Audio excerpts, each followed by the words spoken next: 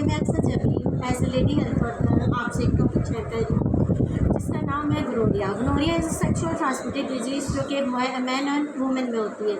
Gonorrhoea specially तौर पर 15 to 24 as में होती है, ठीक है। उसके अलावा गोनोरिया जो है इफेक्ट किस किस ज़राए से होता है? स्प्रेड वायर जेनाइटल से। जेनाइटल में एनल, ऑरल और रेक्टल आता है, एनल, ऑरल और वजाइनल आता है, ठीक है। अगर हम बात करते हैं कि बेबी इसमें किस तरीके से इफेक्ट होते हैं, तो इसमें बेबी इस तरीके से इफेक्ट होते हैं ड्यूरिंग लाइफ चाइल्ड बर्थ, ठीक है।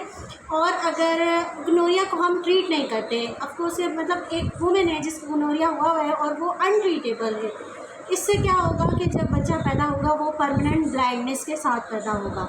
अब मैं बात करती हूँ इसमें सिम्टम की, कि सिम्टम किस डेज में अपेयर होते हैं।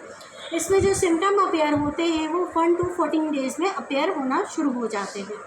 दूसरी मैं बात करती हूँ इसका पॉजिटिव एजेंट, यानी कि किस ज़राए से लगता है। इसका नाम है बैक्टीरियम गोनेरिया नाइजीरिया, ठीक है। फिर उसके बाद हम बात करते हैं सिम्टम्स की। सिम्टम्स मैन की बात करते हैं, मैन के सिम्टम्स अलहदा हैं और फीमेल के अलहदा हैं। अब मैं सबसे पहले मेन की बात करती हूँ। मैन में आ जाओ तो वाइट पेन होता है in the testicle and scrotum. Man की बात कर रही हूँ ना, तो इसमें टेस्टिकल और स्क्रोटम में पेन होता है।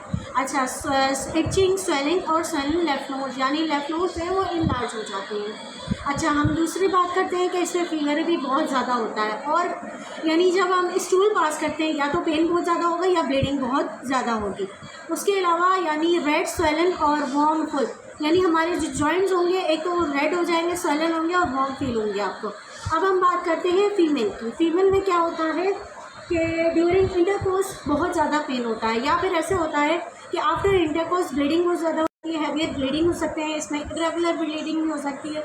दूसरा हम बात करते हैं कि आई सेंसिटिविटी, आई सेंसेशन ज़्यादा हो जाएगी और आई से रिजेंबलिंग फर्स्ट लाइट फ्लूइड आना शुरू हो जाएगा। उसके अलावा इसमें भी फीवर है और जॉइंट्स जो हैं वो वार्म अप हो जाते हैं। उसके अलावा हम बात करते हैं जो है इसमें रिस्क फैक्टर कौन से होते हैं।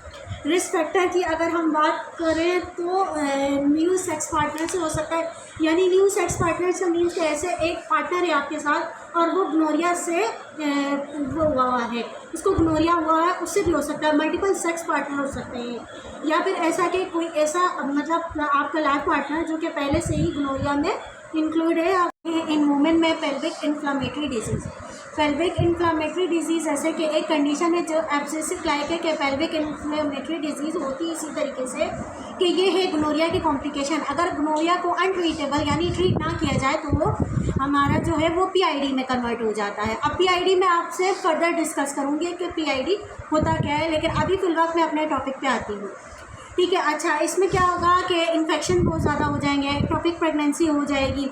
अच्छा, या फिर ऐसे होगा कि बेबी ग्रोथ कर रहा होगा तो वो यानी एम्ब्रियो ग्रोथ कर रहा होगा तो वो आउटसाइड ऑफ द यूट्रस कर रहा होगा। अब हम बात करते हैं ये कॉम्प्लिकेशन इन मैन की बात की जाए, एपिडाइडाइमिटिस यानी इन्फ्लामेशन ऑफ एपिडाइडाइमिस में हो जाएगी जो कि स्पर्म की प्रोडक्शन को कंट्रोल अप करता है। दूसरा हम बात करते हैं कि फीवर दोनों में होगा, इसमें आर्थराइटिस हो जाएगा, और दूसरा ये है कि tenosynovitis mean inflammation and swelling around 10 days. इसके बाद आता है डर्माटाइटिस। डर्माटाइटिस मीन्स के इन्फेक्शन ऑफ स्किन।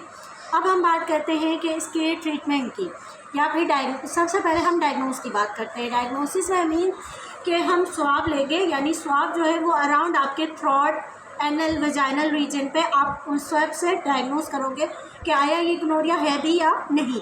अब हम बात करते हैं इसके ट्रीटमेंट की। तो गोनोरिया को ट्रीट करने का सबसे पहला ऑप्शन ये है कि आप जब ट्रीट करोगे तो बोथ पार्टनर ट्रीट करोगे, वन पार्टनर ट्रीट नहीं करोगे। यानी आपके साथ जो, जैसे आप फीमेल हैं, अगर आपको गोनोरिया हो चुका है तो आप अपने मेन को भी ट्रीट करवाओगे, और वो ट्रीटमेंट जो होता है वो 14 डेज़ के लिए होता है। इसके बाद हम बात करती हूँ कि इसमें अलग अलग एंटीबायोटिक्स यूज़ की जाती हैं। सबसे पहले कि सेफ्ट्राजोन है। सेफ्ट्राजोन के साथ अगर आप अपना कॉम्बिनेशन रखेंगे तो उसके साथ एजिथ्रोमाइसिन आती है, या फिर आप ऐसे करेंगे गैमीफ्लॉक्सिसिन के साथ इंजेक्टेबल पे जो है जेंटामाइसिन रखेंगे, और उसके साथ ही ओरल हम रखेंगे एजिथ्रोमाइसिन। होप सो आपको ये वीडियो बहुत पसंद आई होगी। अल्लाह हाफ़िज़।